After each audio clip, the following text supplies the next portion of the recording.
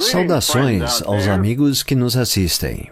Estamos reunidos aqui hoje em um tipo de reunião de AA muito especial que foi idealizada por meus amigos em nossa sede. E a ideia é falarmos sobre a tradição de AA. Gosto dessa ideia, pois, como você sabe, ficou impossível para Lois e eu visitar as Irmandades e ter contato com o pessoal como antes. Por isso, achamos que esse tipo de programação seria a melhor saída. É claro que gosto muito quando sou encarregado de realizar todas as palestras nas reuniões de AA. Ainda tenho alguns vestígios de ego. E por falar em ego, isso tem muito a ver com a criação das tradições de AA, em primeiro lugar. Como todo AA sabe, sempre seremos assombrados por forças ameaçadoras internas e, certamente, no mundo de grandes perigos onde vivemos hoje, por forças ameaçadoras externas.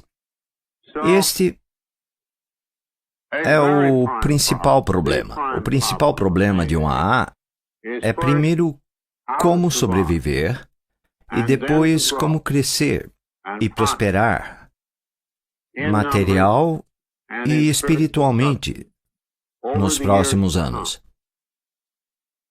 Como praticamente todos os ouvintes sabem, as tradições são a aplicação dos 12 passos de AA. O espírito desses passos para os problemas práticos de viver e trabalhar juntos como uma sociedade harmoniosa de direito. Relacionarmos-nos com essas forças que tantas vezes são ignoradas. É uma questão diferente dos problemas de dinheiro, problemas de poder, nosso prestígio e administração dos nossos bens, etc. Ao examinar a lista de condições, honestamente, fico pasmo com as escolhas aparentemente bem-sucedidas ou princípios que criamos. Vale a pena lembrá-los que os 12 passos para a recuperação de AA, lançados pela primeira vez em 1939 em O Grande Livro, ainda são extremamente úteis e têm nos servido extremamente bem.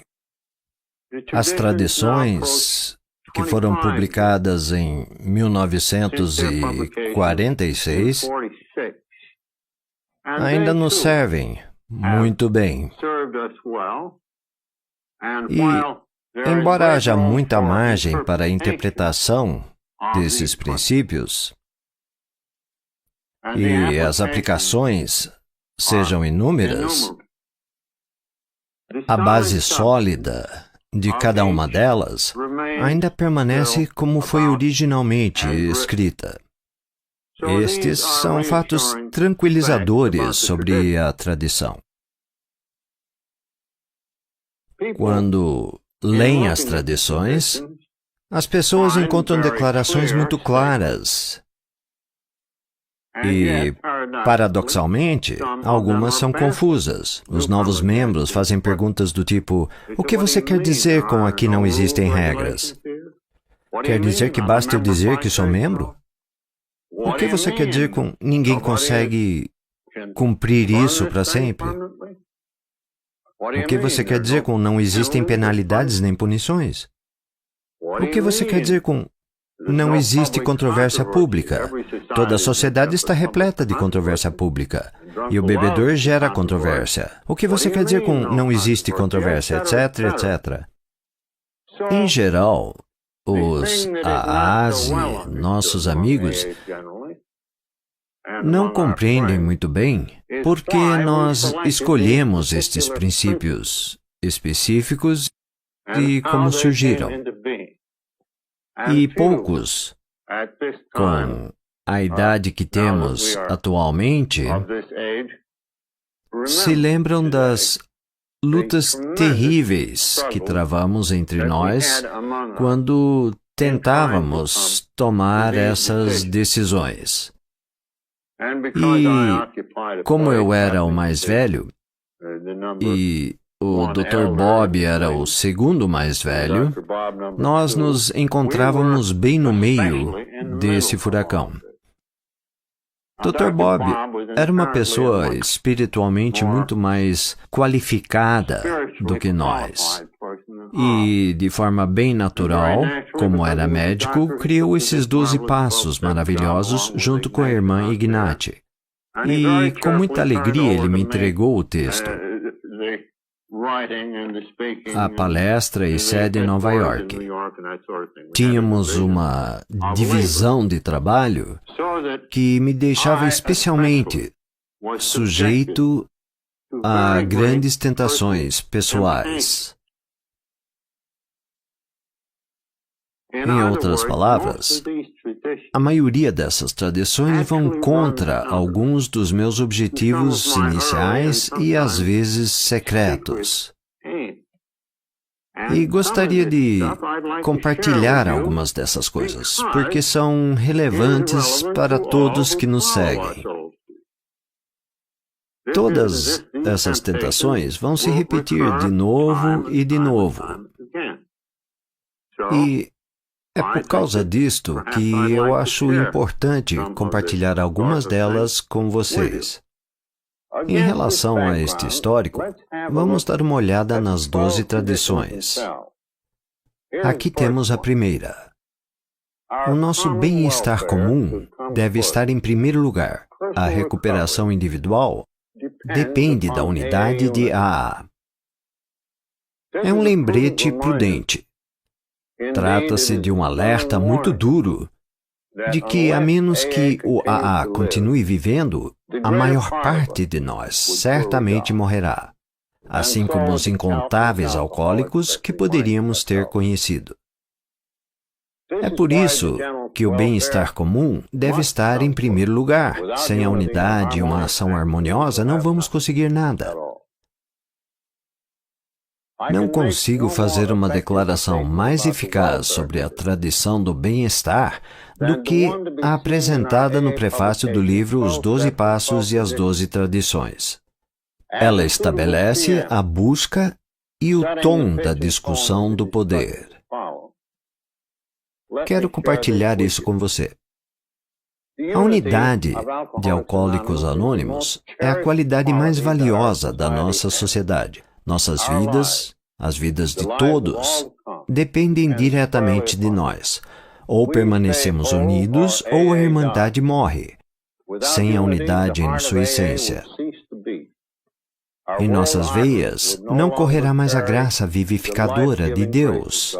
O dom recebido de Deus voltará para ele vazio, sem propósito.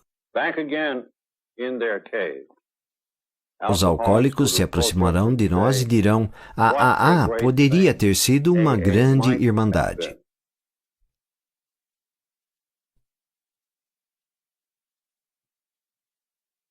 Todo membro de AA sabe que precisa cumprir os princípios da recuperação.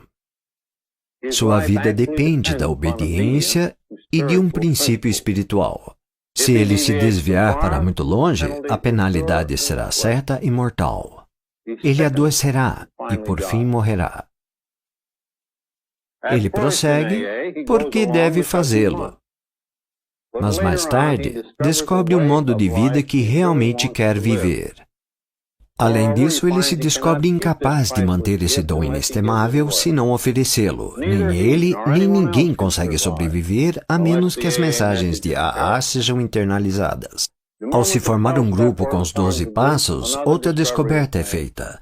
A de que a maioria dos indivíduos não consegue se recuperar a menos que haja um grupo. O indivíduo percebe que é uma pequena parte do grande todo e que nenhum sacrifício pessoal é tão grande para a preservação dessa irmandade.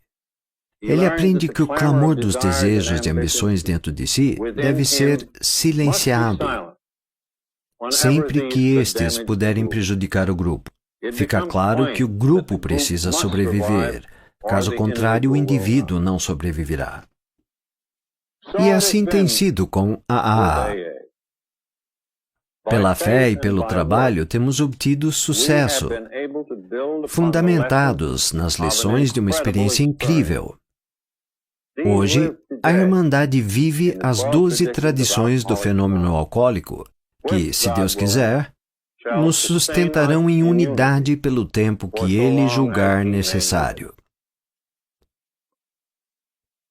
Inicialmente, a nossa função original era trabalhar com as pessoas que iniciavam grupos. Naturalmente, o Dr. Bob se tornou, por assim dizer, o pai do grupo de apoio. Tornei-me o pai do grupo de Nova York. Depois, Clarence criou um grupo em Cleveland, e antes disso havia um em Chicago e Clifford, Los Angeles, e todas as pessoas se tornaram fundadores de AA em suas cidades. E de forma bastante natural, algumas pessoas começaram a ficar sóbrias. Após um longo e extenuante trabalho, essas primeiras pessoas se tornaram uma equipe. No sentido estrutural, é quase como se fosse um papa local e uma hierarquia. E essa foi a composição do topo da pirâmide de AA. O topo foi construído primeiro, e conforme a base da pirâmide crescia, e mais pessoas se achegavam,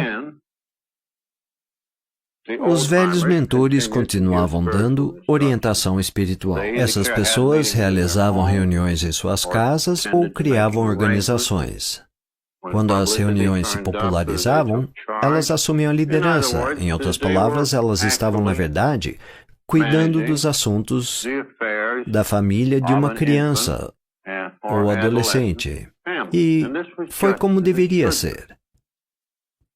Mas houve uma mudança nessa situação quando a AA se espalhou para outras regiões e de forma mais rápida.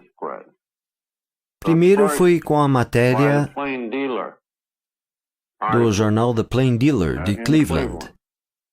Depois, no jantar do Sr. Rockefeller.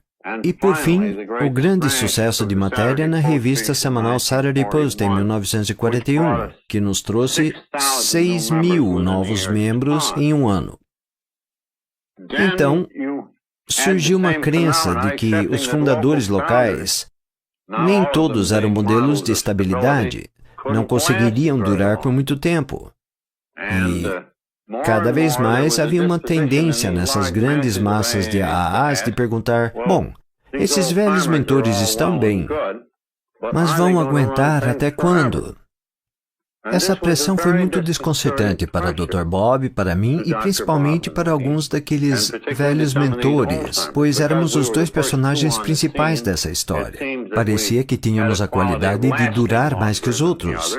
Na verdade, eu só me aposentei 2 anos atrás e o mesmo aconteceu com o Dr. Bob, mas de qualquer forma, era basicamente isto o que acontecia.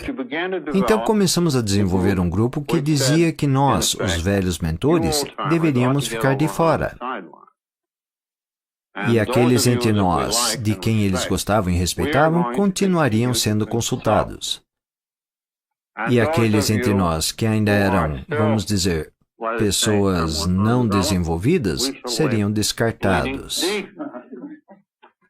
Bem, essa nova dinâmica, inserida no topo da pirâmide de serviço de cada grupo, que, por sua vez, tinha uma grande rotatividade de servidores, fez com que qualquer um tivesse muito poder. Era chamado de comitê rotativo, e no âmbito do grupo estava tudo certo, e era fácil para os grupos conhecer todos, nomear o grupo bem-sucedido que agia exatamente no formato de uma reunião de assembleia. Alguns anos depois, os problemas urbanos ficaram enormes e algo precisava ser feito. Quando chegaram nessa fase, tiveram uma dificuldade imensa em reunir todas essas pessoas da cidade, ou até mesmo seus representantes, para escolher pessoas e um comitê para administrar e gerenciar um escritório intergrupo. Era uma tarefa muito difícil. Muito mesmo. Inclusive, me lembro de uma cidade onde a confusão era tão grande que havia 4 ou 5 velhos mentores disputando com números de telefones. Cada um anunciava que este sim era AA e não aquele. Então, quando chegou a hora de instalar o escritório, as divisões na cidade eram tão sérias que chegaram ao ponto de precisar fazer um sorteio para tirar a primeira administração. E esse então não foi um sucesso tão grande, pois embora acabou com o clamor político, não elegeu a melhor administração para o escritório. Mas aos poucos, a administração intergrupo ainda permanece basicamente democrática em sua estrutura. Os representantes dos grupos tinham todos os elementos do poder, mas o comitê que administrava o escritório podia nomear seus sucessores com base na teoria de que eles conheciam as pessoas com os tipos de habilidade que se fariam necessárias. E que, se a Assembleia dos Representantes dos grupos locais não concordasse, poderia nomear alguém entre eles. Mas isto começou a abrir espaço para algo que atualmente chamamos de serviço de confiança, na tradição do AA. A descoberta de que não se pode operar uma AA embasada apenas no formato de reuniões de assembleias. Era simplesmente grande demais. Quanto mais, operar serviços de AA no âmbito mundial. Não se poderia eleger um bando de membros do comitê para servir aqui em Nova York, colocando alguns nomes em uma lousa para votação em todo o mundo. Fica evidente que não funcionaria. Então, com o passar do tempo, embora o elemento de poder sempre permanecesse no grupo, a estrutura acabava sendo sempre a mesma. Os servidores das funções mais importantes eram escolhidos em parte por nomeações, e todos passavam pela análise do grupo. E dessa forma, conseguíamos as pessoas qualificadas para fazer um trabalho específico ou ocupar um cargo. E foi assim que a estrutura evoluiu. Agora, em paralelo a isso, inclusive com o início anterior, também tínhamos uma estrutura semelhante de serviço global, que também evoluiu, embora tenha levado anos para ser concluída. Muitos AAs vão se lembrar de que em 1938 foi criada a Fundação Alcoólicos. E, entre outras coisas, a Fundação apropriou-se do livro Alcoólicos Anônimos, que foi publicado e financiado separadamente, e pegou os membros do comitê, que eram não alcoólicos e alguns alcoólicos, escolhidos pelo Dr. Bob e por mim. Eles se apropriaram do título da nossa literatura e abrimos um pequeno escritório. Com a matéria da Saturday Post veio uma enxurrada de perguntas e esclarecemos a maioria delas. Depois começamos a nos inteirar dos problemas de relações públicas e de todas as atividades de um escritório. E, sem exceção, esses eram trabalhos que não podiam ser realizados em muitos locais. Precisávamos conhecer bem a literatura. Precisávamos de um lugar e, de alguma forma, oferecer muitos outros serviços. Precisávamos conhecer as relações públicas. Precisávamos fazer uma divisão das políticas, etc. Bem, por muitos anos, suponho que, em parte, porque Bob e eu havíamos criado isso em 1938 antes de haver qualquer integrante, a equipe de Nova York se recusou a evoluir. Em parte porque se achava que, já que os grupos estavam tendo tanta dificuldade, até mesmo para formar uma sede sem se envolverem em forte atrito, ou para administrar seus assuntos simples, como poderíamos trazer tradições para lidar com essa situação aqui? A operação havia sido um sucesso. Os nossos amigos na diretoria eram em maioria não alcoólicos, como proteção contra os caprichos de pessoas como o Dr. Bob, eu e outros líderes alcoólicos. Bem, tudo isto estava no pacote. O que iríamos fazer? Demorou de 1945, logo após o surgimento da tradição, a 1951, para persuadir todos os interessados de que, a título de experiência, deveríamos convocar uma conferência de delegados, pelo menos nos Estados Unidos e Canadá, devidamente ponderada de acordo com a população de cada localidade, para vir até aqui e conferir os serviços que estávamos realizando durante todos esses anos e que considerávamos importantes para a AA e que poderiam ter produzido metade do nosso crescimento e muitas unidades. Foi assim que a consciência de grupo surgiu. E é isso o que significa o serviço de confiança de AA. Pessoas selecionadas por suas habilidades especiais, mas que nunca governam. Agora temos a terceira tradição, que lida com esta questão muito importante da filiação. Nós, os alcoólicos, temos pessoas que vivem no ostracismo. Às vezes somos verdadeiros prisioneiros. E somos sempre prisioneiros de nós mesmos, por se dizer. Então, quando a AA se apresenta como alcoólico, o que é que ele deseja? Ele deseja liberdade. Deseja pertencer. Portanto,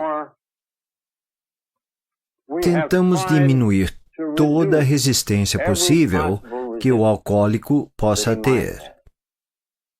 Geralmente, ele está magoado com a religião, magoado com a medicina, magoado com a ciência. Talvez à distância, ele ouviu que a AA é uma outra organização religiosa e reclama que os centros de recuperação o pioraram. Então, quando ele chega e descobre que é verdade que o único requisito para ser membro de AA é o desejo de parar de beber, o seu alívio é imenso. Quando descobre que existe uma qualidade espiritual nisto, mas não precisa de teologia nem crença religiosa no sentido comum, de que o grupo pode ter um poder superior, então, sua libertação e liberdade não têm restrições. E ele mergulha nessa nova oportunidade de uma vida mais feliz e sóbria. Portanto, devemos manter esta porta escancarada. Não podemos impor regras e nos comprometemos a não fazer isso.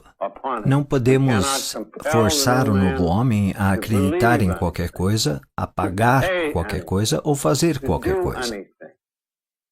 Na verdade, nós o convidamos a discordar de tudo o que dizemos, e se ainda assim ele quiser permanecer, ele é um AA. Este é o Estatuto da Liberdade Individual, retratado nesta tradição mais importante que trata da liberdade de ser membro ou não.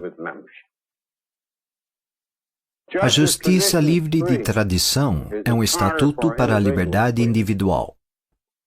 Então, a tradição de um estatuto é de fato para a liberdade do grupo? Ela aborda a questão quando se trata de um grupo de AA? Ela impõe quaisquer limitações sobre essa liberdade? E dizemos que não. Cada grupo de AA, assim como um indivíduo, têm o direito de estar errado. A única coisa que pedimos, mas não exigimos, de um grupo que busca a sobriedade e que deseja se denominar AA, é que não associe publicamente o nome AA com outra organização.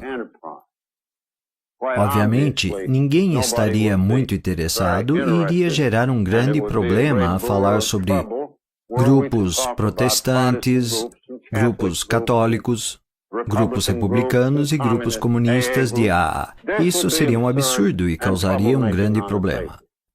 A única condição é que seu objetivo principal esteja voltado à sobriedade e que não nos comprometa com ninguém. Esta é a nossa única preocupação. Do contrário, eles podem fazer como quiserem. E o próprio grupo, você deve se lembrar da segunda tradição, é a autoridade suprema para todo o movimento. De modo que, mesmo em uma democracia de reuniões de assembleias, as restrições são muito maiores do que as de um grupo de AA. Assim, o Estatuto da Liberdade é muito amplo e sabemos que estamos protegidos e garantidos, porque um afastamento muito grande do nosso princípio tradicional, ou dos 12 passos, traz suas próprias pressões e punições. Vamos deixar que John Barleycorn cuide dos dissidentes tolos. Enquanto isso, vamos cobrar liberdade do nosso grupo e do indivíduo.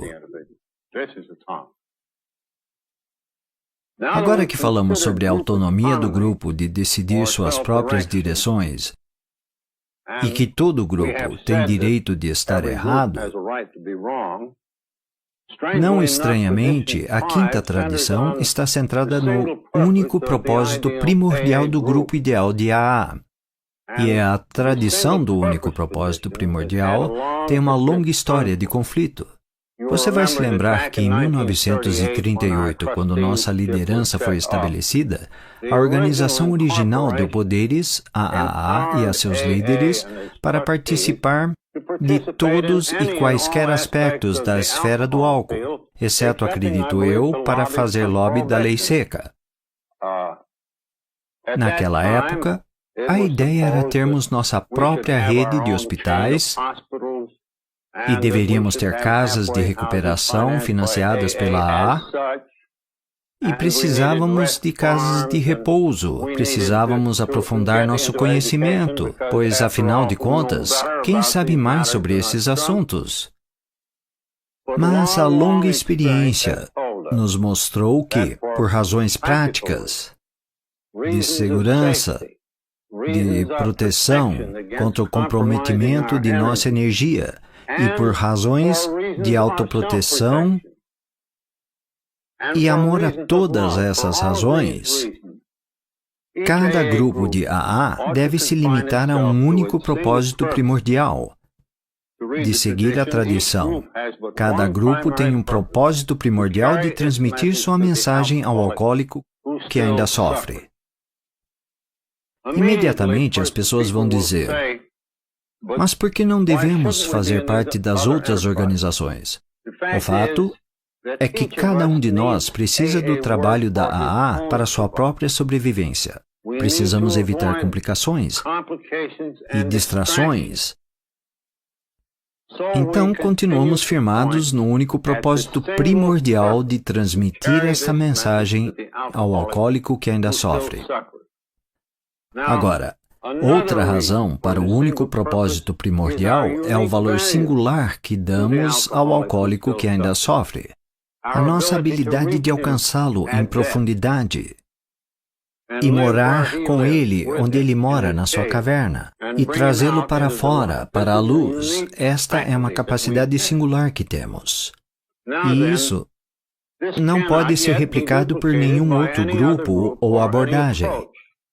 E até agora, levamos sobriedade para talvez 500 mil membros de AA em 15 mil grupos.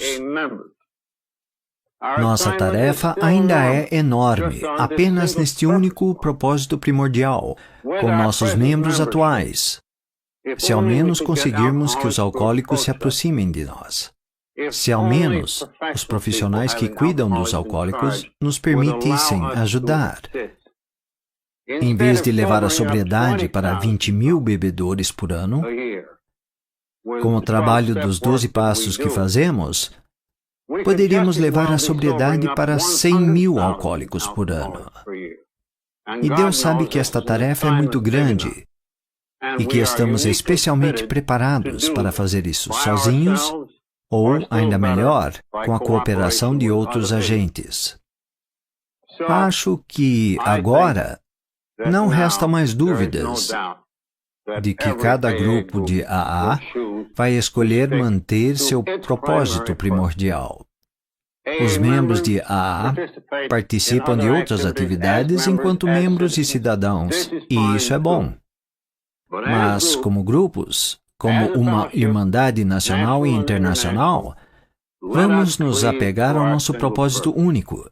Vamos continuar animados pelo propósito único e primordial de transmitir nossa mensagem a um alcoólico que ainda sofre.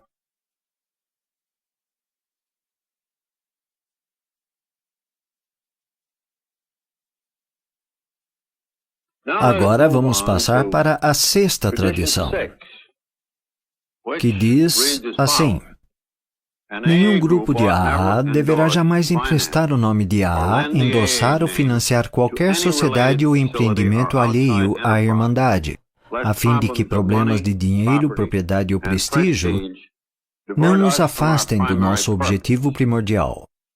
Esta tradição é um grande afastamento das nossas opiniões originais. Em meados de 1940, ainda acreditávamos que o nome de AA deveria ser associado a empreendimentos de boa reputação, se fossem administrados por membros de AA. E assim, com meu total consentimento, nós vinculamos o nome de AA a uma entidade educacional de uma grande amiga minha.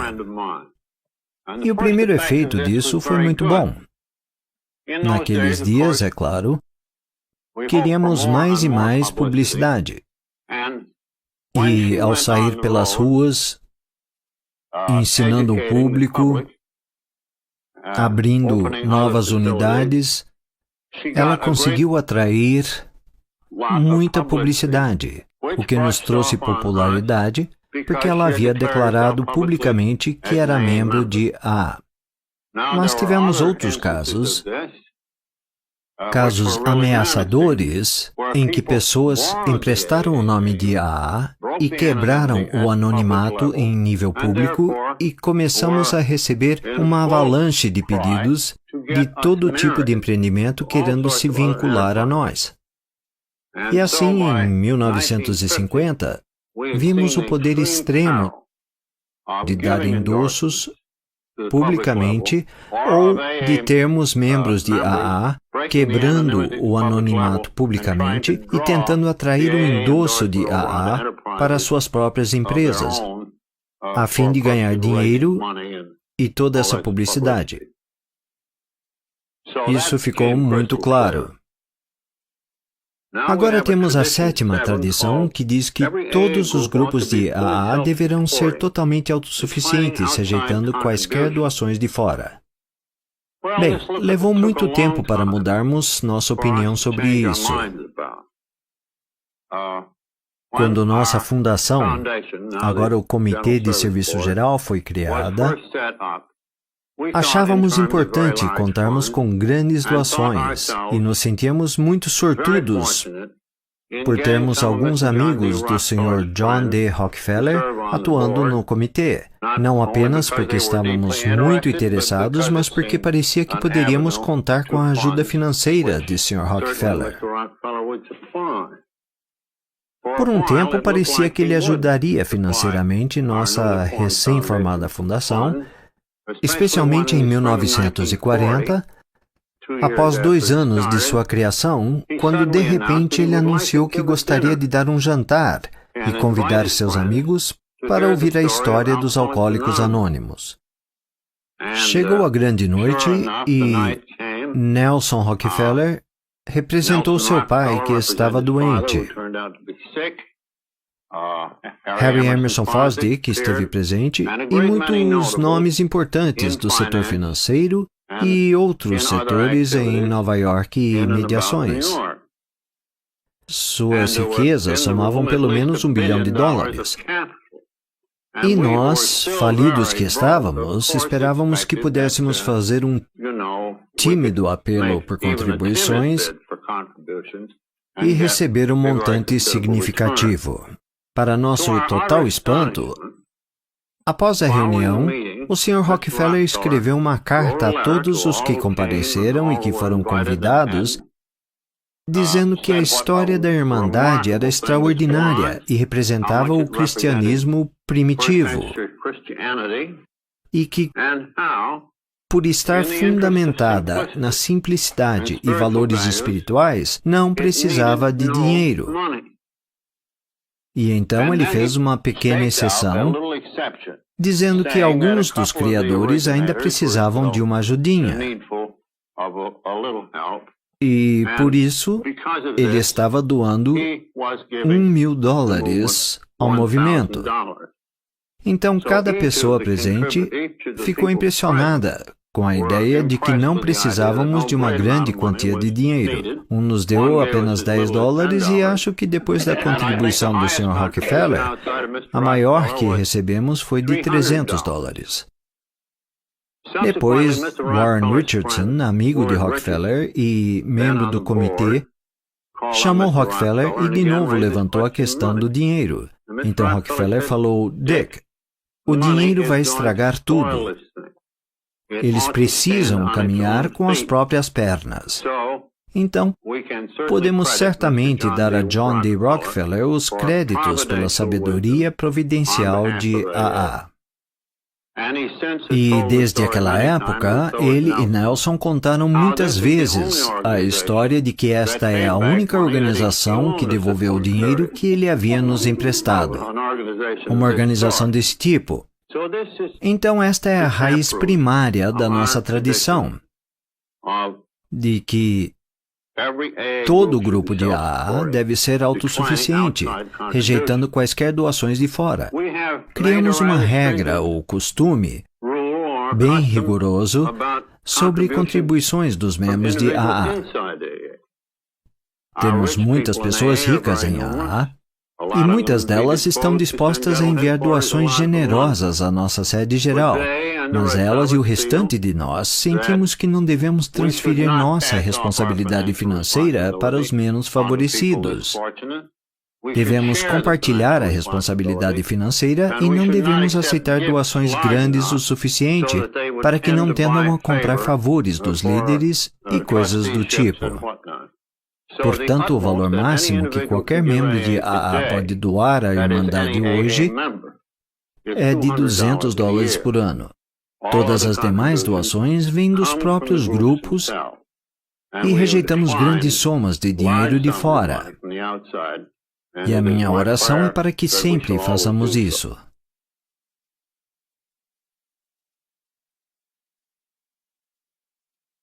Agora vamos pular para a 10ª tradição. O profissionalismo e a questão de que a AA como tal jamais deverá ser organizada foram bem abordados diretamente logo no início. Mas aqui temos a 10ª tradição que diz que Alcoólicos Anônimos não opinam sobre questões que lhes são alheias. Portanto, o nome de AA jamais deverá aparecer em controvérsias públicas. Nunca tivemos grandes problemas nesse sentido.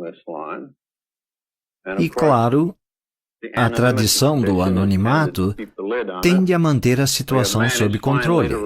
Conseguimos finalmente nos abster de endossos e de sermos comprometidos por nossos próprios membros. Então, na verdade, nunca tivemos esse problema. E, nesse sentido, somos os únicos entre as sociedades e países a estar em uma posição de absoluta neutralidade no que diz respeito ao mundo e problemas da nossa comunidade. Como sociedade, como indivíduos, tomamos todos os tipos de posições sobre essas coisas, mas como sociedade, não expressamos opiniões sobre estas questões e, portanto, não entramos em discussões. E, claro, isso será uma fonte de grandes problemas se algum dia entrarmos em tais discussões. E nós tivemos, historicamente, uma situação que chamou nossa atenção, de um grande amigo, professor e sociólogo Milton Maxwell, que uma vez escreveu vários artigos sobre o movimento washingtoniano. Esse movimento floresceu em 1840.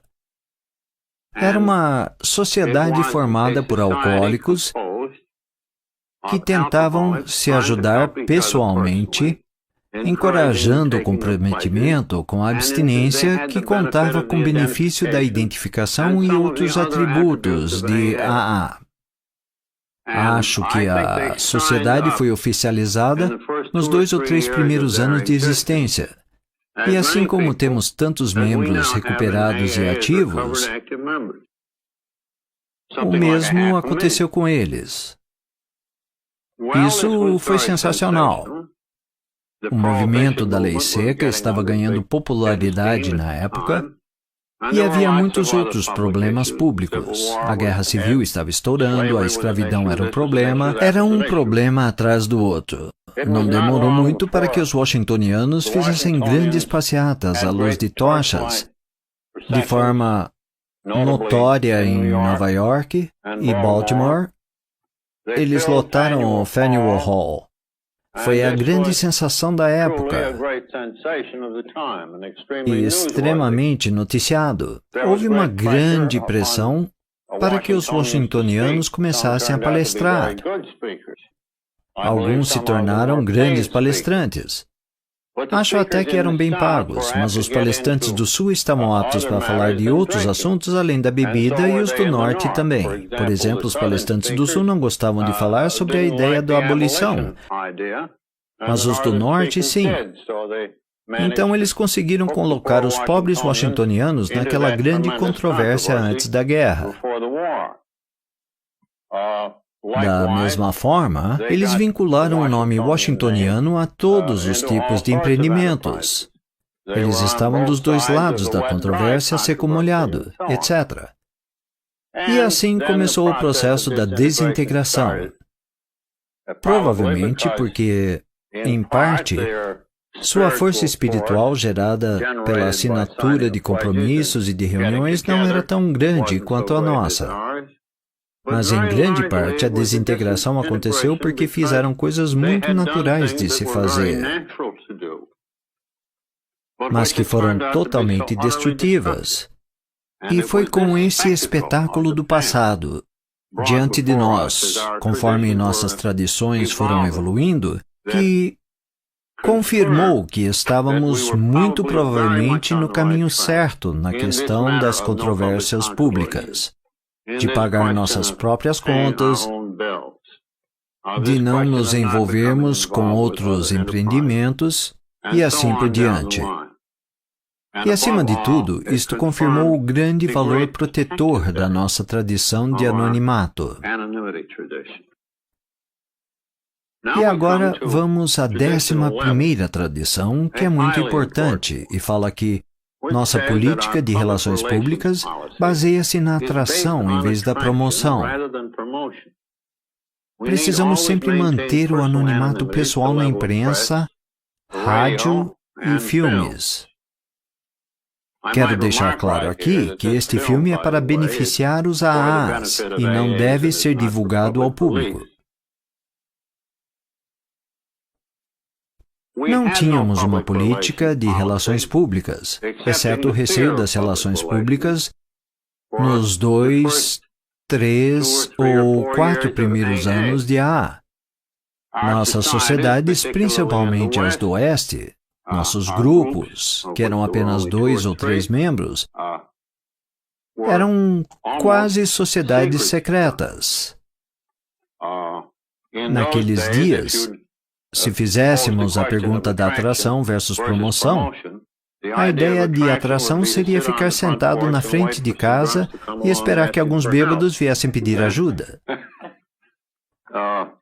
Por exemplo, o grupo da Filadélfia foi duramente condenado por ter ido até Curtis Bach, proprietário da revista Saturday Post, e lhe perguntado se ele estaria interessado em conhecer a AA. Bem, ele foi até lá e pediu para Jack Alexander escrever a famosa matéria de março de 1941. E é claro que isto abriu a porteira para todos os comerciantes e concorrentes, e logo começamos a ver AAs que corriam para os microfones, usando o nome da Irmandade, quebrando o anonimato, tudo para o bem do movimento, pois até mesmo essas situações de quebra de anonimato trouxeram clientes, e, portanto, estavam fazendo um bom trabalho. E me lembro também que quase sempre achavam que deveria haver um propósito duplo aqui, isso seria muito bom. Lembro-me de alguém que se candidatou para cargo público no Sul e se promoveu no partido AA. Acredito que ele queria se tornar promotor público enquanto divulgava a AA e suas boas intenções políticas. E outro membro correu para o microfone e anunciou que logo iria produzir uma série de palestras sobre a AA e que seriam patrocinadas por seu patrão, de uma seguradora tal e tal, etc. E nos divertimos muito descobrindo onde a atração havia parado e onde a promoção teria começado. Logo, começou a ficar evidente que esse negócio de atração e promoção representava dois polos e que, se levados aos seus extremos, o hábito conservador a respeito da atração era tão conservador que a sua política de não fazer nada nos iria deteriorar por falta de ação. E se os promotores fizessem do seu jeito, nos promoveriam por todo o país, com todos os aparatos disponíveis na mídia e até com carros de som. Em outras palavras, os conservadores iriam nos deteriorar e os promotores nos arruinar. E assim a linha entre atração e promoção precisou ser uma questão de interpretação, de senso comum. E assim decidimos a respeito. Também ficou evidente que o anonimato era a prevenção da maioria das más publicidades, pois se as pessoas não corressem para os microfones com esses objetivos mistos, não iríamos longe demais na promoção, nem não fazer nada. E então teríamos uma política de relações públicas que incluiria um fluxo de pessoas cada vez maior entrando para a AA e se recuperando. Agora vamos para a 12ª tradição, que abarca todas as outras tradições. Até agora, falamos, talvez até demais, sobre o valor protetor das tradições para a nossa sociedade. Falamos muito em simplesmente evitar problemas, usando meios e formas prudentes e incomuns para fazer as coisas.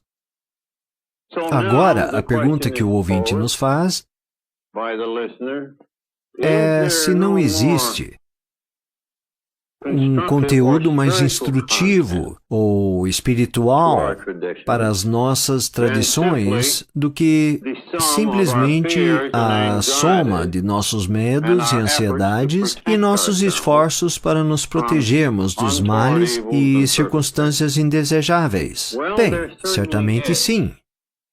E todas essas tradições têm em si os elementos do sacrifício. O sacrifício dos grupos ou dos membros de AA. Ao olharmos para a tradição do bem-estar comum, as pessoas costumavam dizer: Mas é o bebedor que é a pessoa mais importante. Com certeza, ele é.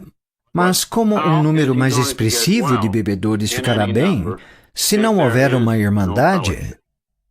Portanto, o bem-estar comum deve estar em primeiro lugar e nosso bem-estar individual em segundo. Da mesma forma, temos nos inclinado à ideia de que poderemos ser instruídos pela consciência de grupo. Deixamos de lado toda a ambição de sermos proeminentes na esfera do álcool, enquanto uma sociedade. Nossos membros entram nesses campos como cidadãos individuais, e lá é seu lugar. Mas a sociedade diz, não, vamos nos apegar a um único propósito. Temos sacrificado a oportunidade de levantar grandes somas de dinheiro para esta sociedade e para os demais, adotando a tradição e rejeitando doações de fora. Aqueles entre nós que têm ambições especiais de serem trabalhadores profissionais, não me refiro a trabalhar em um escritório, mas trabalhar profissionalmente com terapia. Essas são ambições legítimas, mas não boas o suficiente. Uma classe profissional em AA pode levar à nossa destruição e certamente nos comprometer. Portanto, o profissionalismo está fora. Aqueles entre nós que têm um espírito de liderança gostariam talvez inconscientemente e às vezes conscientemente de serem governadores mais ou menos permanentes dos destinos de AA. Mas agora vemos que nossa força está em deixar ir quando chegar a hora. E reconheço isso em mim. Minha hora chegou há algum tempo e nossos assuntos estão sob a gestão de novos líderes, quase sem minha interferência há muitos anos. E é assim que deve ser. Mas representa desistir do sacrifício, das ambições, muitas das quais legítimas no mundo à nossa volta, em prol dos interesses não apenas da sua sobrevivência, mas da eficácia e alegria da vida que encontramos aqui e que tanto valorizamos. Em nossas relações públicas, corremos na contramão de todas as experiências no mundo moderno. No mundo moderno, tudo acontece pelos méritos ou deméritos de figuras altamente públicas. Tudo funciona em termos de atrito e controvérsia. Tudo funciona em termos de ter ou não grandes somas de dinheiro sendo transferidas de uma classe para a outra. Nós não censuramos essas práticas. Nós dizemos que são perigosas para o nosso propósito específico. Então, achamos que seria prudente não nos envolvermos com elas. Então, existe uma qualidade sacrificial de que não nos apegamos às nossas tradições meramente porque devemos evitar ambições pessoais. Nós adiamos essas previsões porque elas parecem corretas em princípio e porque realmente as queremos para nós. Embora outros caminhos possam ser bons para nós, este seria o melhor. Em nosso caso, o bom geralmente é inimigo do ótimo. Agora quero contar uma anedota final, que é até um pouco egoísta. Eu tinha uma certa relutância em falar sobre isso, mas gostaria de chamar sua atenção para o fato de que o Dr. Bob e eu começamos a reconhecer, no final dos anos 1940, que tínhamos uma responsabilidade especial de estabelecer um exemplo nessa questão toda do anonimato. A conformidade com o anonimato não era meramente o cumprimento de uma regra de que não deveríamos dizer nossos nomes verdadeiros, nem permitir que nossas imagens fossem publicadas. Era mais do que evitar que nossos nomes se tornassem públicos. E que isso se estenderia para a aceitação de distinções especiais e honrarias. Essa questão surgiu e esse tipo de conversa entre o Dr. Bob e eu começou a acontecer quase no fim da sua vida. Ele estava fatalmente doente, todos sabem. Eu me deslocava muito entre aqui e Akron. Ele, no entanto, tinha dias bons e maus. E nesse dia, nós sentamos para conversar e ele disse: "Quero lhe mostrar algo que mexe muito comigo." E, claro que eu não contaria para qualquer um, mas existe um aspecto cômico nesses doadores. Quero só ver a sua reação. Então ele veio e estendeu no chão a planta de um mausoléu de porte médio em que ele e Anne poderiam descansar quando morressem. E o Dr. Bob olhou para mim e me contou que algumas pessoas foram até ele oferecer um mausoléu porque achavam que esse tipo de coisa era necessário, já que várias pessoas famosas tinham o seu. E é claro que ele não aceitou. Então ele se virou para mim e com aquela concessão inestimável me disse: "Bill, acho que você e eu devemos ser enterrados como pessoas comuns." E isto nos fez pensar se tínhamos obrigações adicionais com essa tradição de anonimato. E até esse ponto sempre nos ofereciam algum agrado, algumas universidades pequenas ofereciam cursos de graduação, coisas do tipo. Bem, nós meio que recusamos isso naturalmente. Mas começamos a pensar: será que a tradição se estende a esse negócio de honra pública? Será que se estende inclusive à recusa de recompensas póstumas?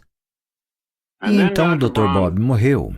E ele e a Anne foram enterrados como pessoas comuns. Ela havia morrido antes dele. E logo novas tentações começaram a surgir em mim.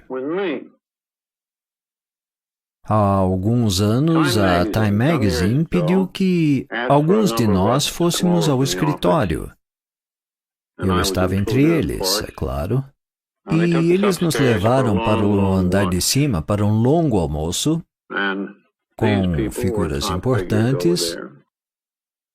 E eles ouviram a história de AA e disseram: "Bem, demos a vocês um bom tratamento e propomos mantê-lo.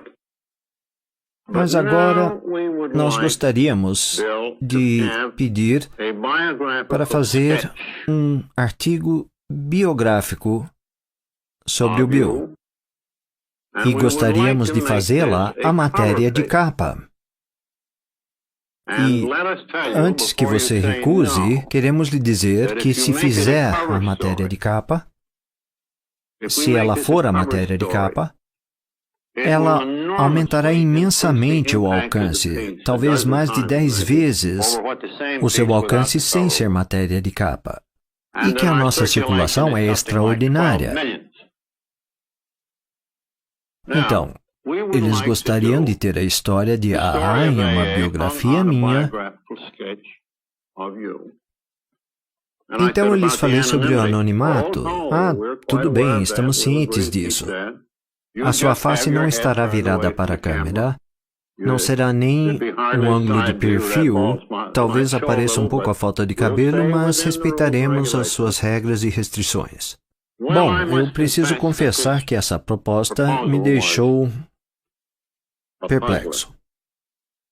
E posso dizer honestamente que não me senti especialmente atraído pela isca de uma biografia minha em carne e osso.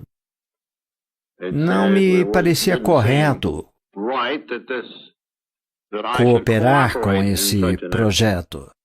Quanto à anonimidade, sim, eles a respeitariam. Mas então comecei a imaginar sobre o efeito que isso teria sobre o futuro. Se eu começasse a oferecer traços biográficos da minha pessoa para veiculação na mídia pública, mesmo com a face oculta, uma vez que eu como pai tivesse partido daqui, será que outros não diriam... Bem, como o velho quase se revelou, então eu serei mais objetivo, dando-lhes a minha biografia e imagem de rosto todo daqui para frente. Em outras palavras, eu teria aberto um precedente sutil para pessoas motivadas pelo poder no futuro, pessoas assim como eu. Mas recusar foi muito difícil, pois a recusa implicaria na morte de alguns e o prolongar da doença de outros. O impacto desta matéria poderia ter sido enorme, atraindo grandes números de pessoas. Então, o meu dizer não foi algo que faria alguém passar noites em claro, pensando, como eu fiz. Eu espero que esta decisão tenha sido acertada. Creio que foi para o futuro de AA. Ainda assim, por um longo tempo, os espectros daqueles que morreram e daqueles que poderiam ter se recuperado mais cedo têm me assombrado continuamente. Foi uma questão de estimar se o benefício próximo da matéria teria um valor maior para mais pessoas do que a vantagem de um exemplo abrangente sobre honrarias públicas, mantendo a tradição de AA. E a minha escolha foi pela segunda alternativa. É o melhor que posso fazer. E deixo isto para vocês e para o futuro, pelo valor que possa representar. Então, em conclusão, queridos amigos, 1000 agradecimentos por me acompanharem, tanto aqui e por meio das câmeras. E, para os queridos muito distantes, por favor, aceitem o meu caloroso afeto e gratidão. E que Deus abençoe a vocês e Alcoólicos Anônimos para sempre.